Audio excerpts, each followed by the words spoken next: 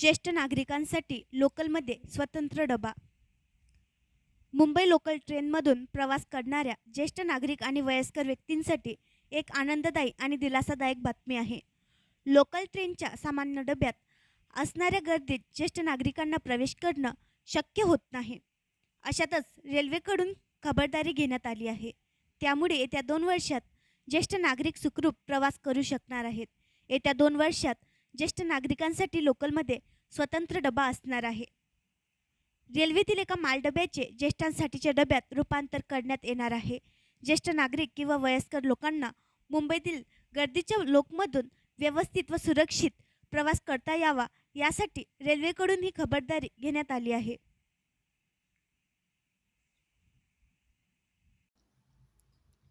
आणखी नवीन व्हिडिओ पाहण्यासाठी आमच्या देशमुख एक्सप्रेस न्यूज चॅनलला सबस्क्राईब करा, लाईक करा आणि शेअर करा.